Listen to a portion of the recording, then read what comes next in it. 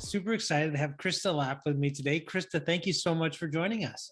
Absolute pleasure, Matt. Wonderful. No, Krista is a top performing real estate agent focused in the Tri-City area. And she's been doing it for quite some time, and she's high level. And we're going to get some good information from her today. So let's jump right in. Krista, I like to start off, fun question. What would be one thing that not many people would know about you? Well, I would say that I've been married 26 years, have two kids, Wow. so a son and daughter. One's 22 and the other's 20. So people are always very surprised by that, especially, clients who are out looking, at a property where they want to start a family in it. And then they say to me, well, you understand when you have kids one day. And it's like, my kids could have kids, right? That's cool. Yeah. I never would have guessed that.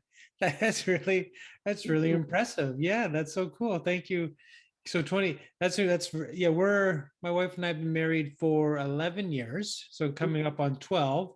So we're trending in the right direction, but yeah, I don't know if you're good skincare program or whatever it is, but keep it up. That's really cool. Thank you. Yeah, wonderful. So back to real estate. How did you get introduced to it? So how did you find it, and what made you sort of get into real estate as a career? Right. So it actually wasn't really on my radar. So my background is I owned a web development, social media management company. And I just kind of, I had a friend who was in real estate and just kind of started those discussions about, what would that look like? Mhm. And opportunity presented itself. And then I really just sort of dove in and never looked back from there. Yeah, okay. Interesting. I always find it so fascinating how everyone sort of finds our industries, especially, I mean, even on the mortgage side, it's like, it's not something you kind of grow up thinking, oh, that's something, I'll probably end up doing. I mean, for me, it was simple. It was just, I grew up around it. My Right. family was in the mortgage industry. So it was a pretty smooth transition in, but it's always cool to see what, people like yourself that have now found such, high level success, and how you found it. So it must be interesting. You should probably have a lot of skills from your past sort of career that you can transition over into the real estate world and sales side of things, I'd imagine. Well, exactly, right. So I think that the work ethic was already there, the understanding relationships, communication. So that side was there, the sales side also, but then also bringing in sort of that unique perspective of understanding how to market online, right? Being social media savvy, understanding how to have a really great website presence, right? So taking all those elements and bring it into the real estate side. I mean, it's just advantageous for not just clients, but also for my own business and growing my business to meet new people, right? Yeah, and those things are so important today when selling a house or buying a house. The online presence is so valuable. So what do you love about your sort of day-to-day job? Right. Well, the day to day is, I mean, I have in my mind that there should be this structure and like this perfectly planned out day with blocks of time that usually goes out the window, right? So what I do like about it is that it is sometimes ad hoc. You're Mhm. kind of thrown a scenario or situation that you need to deal with right away. And I think because of this type of business, right, and expectations and how you can work it, it's not like your standard 9 to 5. I love that flexibility and opportunity to make changes on the fly, right? Still very committed to taking care of things that need to be taken care of, right, throughout that day. But I do love that there is that flexibility and needing to, drop everything to do this, to take care of this, right? So you have that option. And just, the connecting with people, doing that every single day. Yeah, no, it's I try like time I'm a big fan of trying to time block, set certain tasks at certain times. But like you said, things happen, things come up, and it's like, okay, well, now we have to react. So it's good to have it's that ability to sort of be able to maneuver those things that sort of come that wouldn't necessarily happen in a traditional 9 to 5 setting with a lot of evenings and weekend potentially and things like that. So it's definitely I love it, and I'm sure you love it, but it takes, I think, a unique, it's a special skill set or mindset to be For able sure. to be able to handle those sorts of things. So if you Right. you might have something that, you know, draws back from what you were doing before real estate. Maybe there's a skill that you have in real estate that could also be a business at the end of the day as well. But is there, if you weren't doing what you do, is there anything that fascinates you or something else that you see yourself doing that you feel that you'd have success in? Right. That's a very interesting question because I actually don't have a plan B, right? So, when I think about it, I mean, anything to do with people communicating, I Mhm. probably would go back to something to do with IT, web development, that sort of thing. I'd be an entrepreneur. I definitely, that sort of, you build it into your lifestyle, right? And I'm definitely not that 9 to 5 sort of person, more like 7 a.m. to 10 p.m. kind of person, right? And so something, yeah, definitely something to do with people, communication, IT. And then there's this whole side where I'm really interested in learning more about the cryptocurrency and trading as well. Yeah, But the financial markets can, I mean, it's very interesting, and especially, you know, and it can be very exciting too, right? It could be quick little, you know, excitements that actually similar to real estate, which it can be, you know, especially I'd imagine when you're in, you know, a multiple offer situation, or you know, put into and you're competing against X amount of offers, and your client actually gets the place.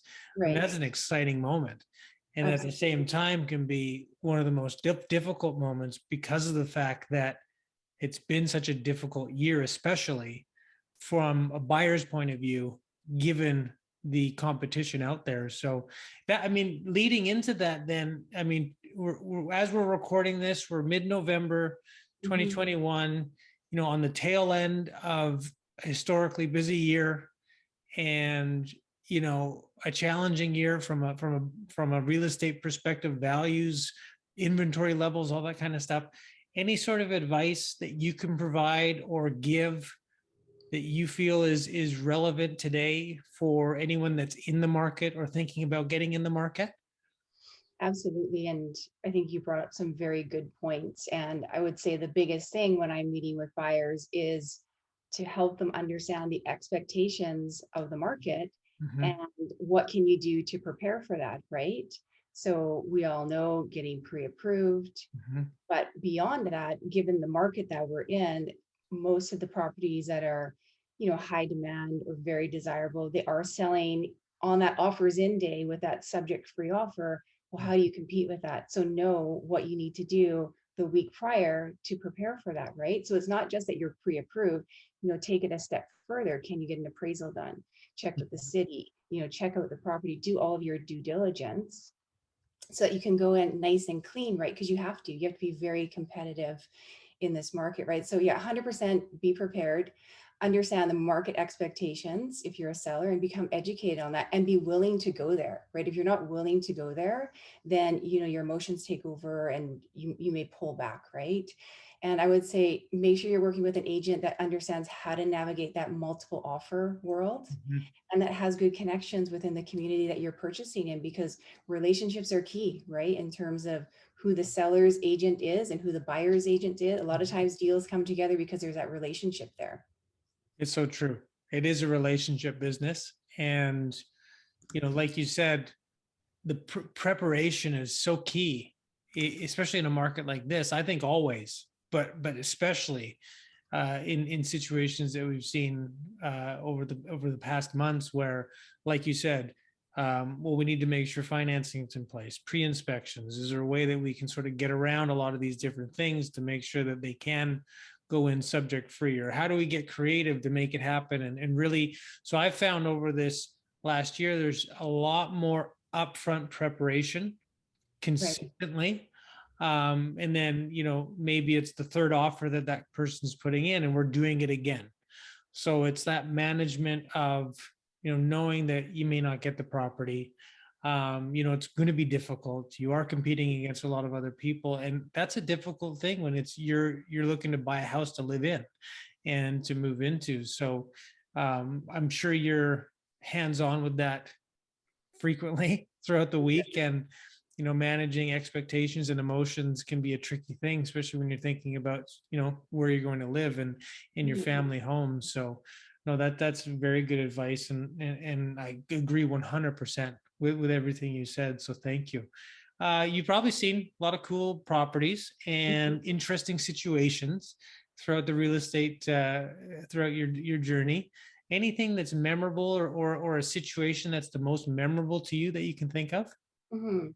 I would say one is very recent. It was just within the month of November. Hmm. So representing a seller, they have a lovely townhouse, did the showings, offers in on a certain day, received 9 offers on the property, 6 of them being subject free, very nice offers, right? So she had great selection from 6 offers. Hmm. And many of them were pretty similar to do with pricing. One of them, was well above others. And so for me, thinking, what do most sellers do? They want the offer that has the highest price, right? Best terms and conditions, highest price. So this particular seller, she took a much lower offer. And the reason behind it was the story of the buyers. Hmm. So this buyer's agent provided a letter, photo, background history of these buyers. It turns out, there was some motivation on the end of the buyers as to why they wanted to purchase this property and why they wanted to live in this complex. And it touched the heart of my seller. Hmm. And she's like, I want to take this offer. And I actually, so I hung up the phone and I actually like, okay, I just gave it a few minutes and I'm like, I'm going to call her back one more time and just double check because, there was a financial difference between this offer and a higher offer. I just really wanted to make sure she was confident before saying anything to any of the agents, right? Call her back. No, I want to give this young couple an opportunity to get into the market. And she took that offer. Wow. So when I gave the agent, the buyer's agent, that phone call, he couldn't believe it. Like it was unbelievable moment. So I was very honored to work with that client. It meant a lot to me, and it just like showed how huge her heart was Mhm. to do something like that. It's a special person that Absolutely. can look past just the numbers, right, and see sort of the whole situation and the whole, yeah, the whole understand from an emotional point of view, and just sort of an intellect, like an emotional intelligence of, this is just the right thing to do, or this is what feels right to me, Mhm, and to act on that, and not just do, oh, they offered this, this offer was the highest, let's take that one. mhm. That's really cool story. Thank you for sharing. It's nice to hear. Very Absolutely. nice So, to hear. so those letters and photos, they can work, right? Mhm. Yeah, no, you think, oh, will this actually help? And I think that, people are innately very good, and I think that it can definitely, given the right situation and the right circumstances, be very beneficial, like it was in that situation. And Mhm.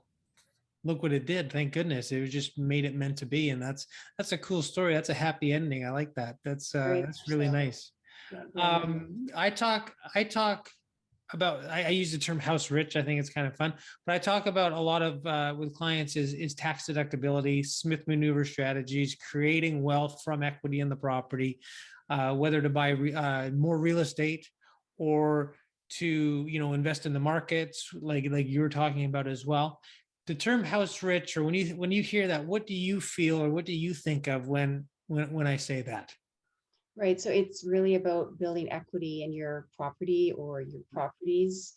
And what this does is it opens up options for you, right? It gives you security, it gives you freedom, it gives you opportunity.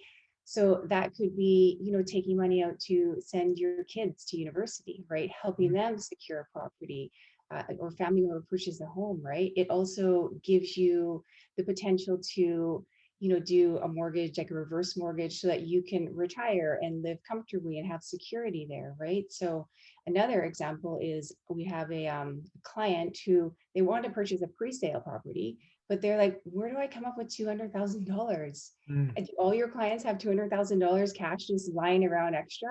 And so, we talked about the equity and Mhm. he had no idea, right? So it opens up options for you and just it gives you security, peace of mind. And you think about it as well. You look at the Vancouver real estate market and the trend, it's always, there's little dips, but it's always on the upward swing. Mhm. Where can you, like, if you take your average income, like your average person's job, you can't even compete with what they earn versus owning a property and what that could create, right? So, Yeah. you can have like your average job, but you can be house rich, which is amazing. It gives people opportunity. Yeah, no, well said. It's you know, it's a challenging place to buy real estate given the price point. And, you know, it's not like incomes have sustained, you know, house value increases. But like you said, what we've seen is being in the market does give options and Mhm. gives opportunity. And because of the fact that, as you know, I always like to say, like, the trend's your friend. Like, as the trend and the value continues to grow, it's, well, we have all this equity that's today doing not much, really nothing. How can Mhm. we leverage that equity to then further ourselves financially, provide comfort, give peace of mind? You know, maybe it's even just having a line of credit as a just in case fund that is Right. there, separate from insurance and things like that, or savings. It's just a nice form of security, just to know that, you know, we have that just in case. And if we ever wanted to use it, well, we have the opportunity to, you know, do something financially beneficial as well with it, or have funds for the next place from a deposit point of view, because I need deposit funds before I sell. All those different things, which is really the planning aspect of it. So, no, wonderful information. Thank you so much, Krista. I really appreciate it. It's been an absolute pleasure to have you. And, you know, where would be the best place for any buyers or sellers looking to find you and to connect with you? I'm definitely reachable online.